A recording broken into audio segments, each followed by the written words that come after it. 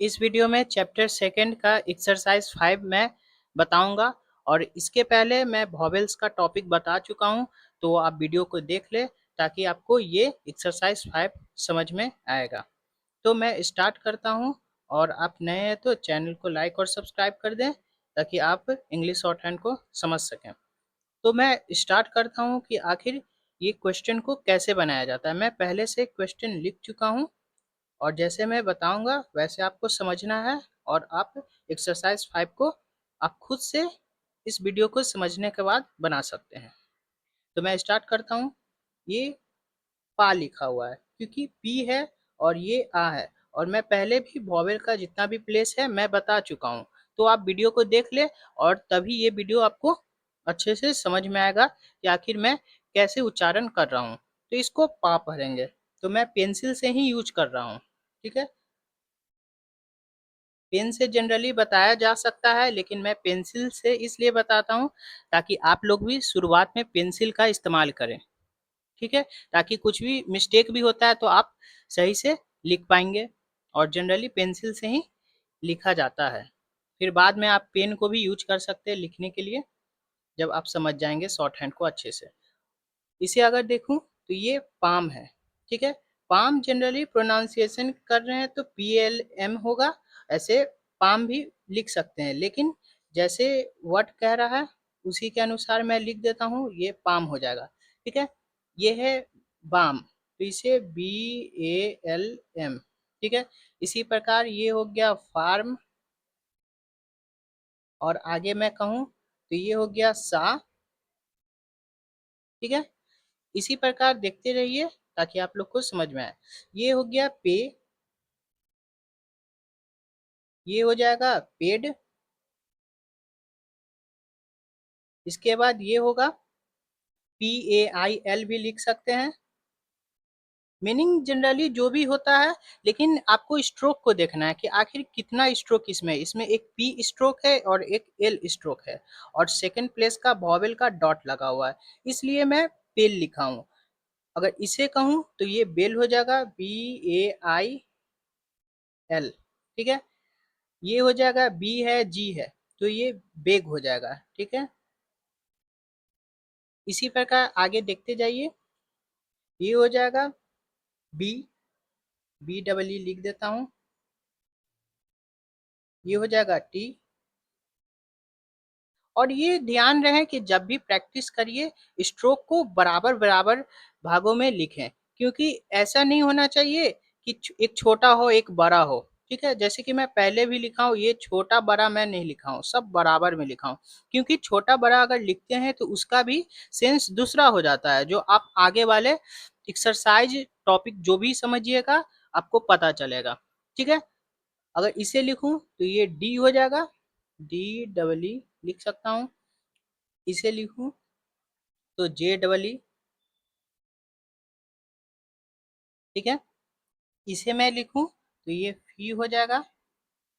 ये third place में vowel लगा हुआ है और इसके पहले एफ है यानी एफ, और ये ई का प्लेस लगा हुआ यानी फी हो गया। ठीक है, इसके बाद अगर देखूं तो ये पी है और औ का उच्चारण है। मैं पहले वॉवेल में बता चुका हूं कि इसे उच्चारण किस प्रकार से करते हैं और कैसे लिखा जाता है, तो आप वीडियो को देख ले ताकि आपको इस वीडियो में आपको जो मैं बता रहा हूँ समझ में आए। जैसे कि इसे मैं लिखूंगा, औ का उच्चारण आ रहा है ना, तो PAU, फिर से इसे लिख सकता हूँ POU, और एक हो जाएगा PAW। ठीक है, तो इस प्रकार से हुआ, एक PAU हुआ, एक POU हुआ और एक हो गया PAW। ठीक है, तो इस प्रकार से समझना है। और इसी के बाद आगे है P है और L है, ये दोनों स्ट्रोक है और इसमें भी उच्चारण करते वक्त पौ ही आ रहा है तो इसको पढ़ेंगे पॉल। ठीक है, क्योंकि लास्ट में एल भी लगा हुआ है स्ट्रोक, तो इसे में भी ऐसे ही लिखेंगे PAUL, POUL, PAWL। आखिर ये सभी वर्ड है लेकिन इसे उच्चारण करते वक्त पॉल ही पढ़ा जा रहा है। अगर इसे आगे देखो तो ये TAUL टॉल हो गया, फिर इसे TOUL भी लिख सकते हैं। ठीक है, फिर उसके बाद TAWL, और ठीक है, इस प्रकार से हो गया। अब आगे इसमें अगर देखूं तो ये हो जाएगा CHALK। जनरली लिख सकते हैं चौक, और उच्चारण में तो वही आ रहा है, तो ऐसा नहीं कि सभी में यू ही लिखेंगे, क्योंकि यहाँ पर भी अगर कहूँ तो एक और मीनिंग बन सकता है। यहाँ लिखूं तो टॉल हो सकता है, TALL, क्योंकि टॉल भी तो पढ़ सकते हैं ना, जो भी उच्चारण हो AU लिख सकते हैं, लेकिन इसे टॉल भी कर सकते हैं। ठीक है, जैसे कि इसमें मैं लिखा हूँ चौक, क्योंकि चौक में जनरली ओ का ही उच्चारण आ रहा है, CHAUK, लेकिन वो एक वर्ड होता है, लेकिन इसमें वर्ड क्या हुआ, CHALK। आखिर उच्चारण किए तो चौक ही से ना, ओ, तो इसे चौक लिख सकते हैं। आगे अगर कहूँ तो ये TH है, ये थ होता है, एक द होता है। ठीक है, तो इसमें लाइट लिखा हूं ना, तो ये थ का उच्चारण यहाँ आएगा, यानी कि इसे THAUD भी लिख सकते हैं, क्योंकि ये डी है। ठीक है, THAUD। ठीक है, तो इस प्रकार से लिख सकते हैं, और अगर इसी के प्रकार से लिखना चाहते हैं तो और लिख देता हूँ THOUD। अगर आगे लिखूं THAWD, तो इस प्रकार से हो गया। आगे मैं फिर से अब बताता हूं, ये क्या कर रहा है, DOE, तो इसे ऐसे लिख सकते हैं। ये हो गया DR, यानी DOOR। ठीक है, ये D फिर M लगा हुआ है, तो DOME लिख सकते हैं। मीनिंग कुछ भी हो सकता है, ऐसा कोई बात नहीं है, DOAM भी पढ़ सकते हैं, लेकिन DOME लिखे हूँ तो डोम लिखें।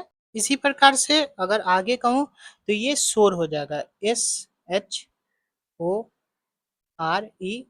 या SHOAR भी लिख सकते हैं। ठीक है, SH हो गया और ये R हो गया, आखिर उच्चारण तो O का ही आ रहा है, तो ये डिपेंड करता है मीनिंग पर कि किस प्रकार से लिख सकते हैं। ठीक है, उच्चारण जैसा भी हो, लिखते वक्त ध्यान में रखना है कि कहाँ शोर हो रहा है, कहाँ शोर हो रहा है। आखिर उच्चारण तो एक ही प्रकार से हो रहा है, लेकिन मीनिंग अलग अलग लिखा हूं ताकि आप लोग को समझ में आए।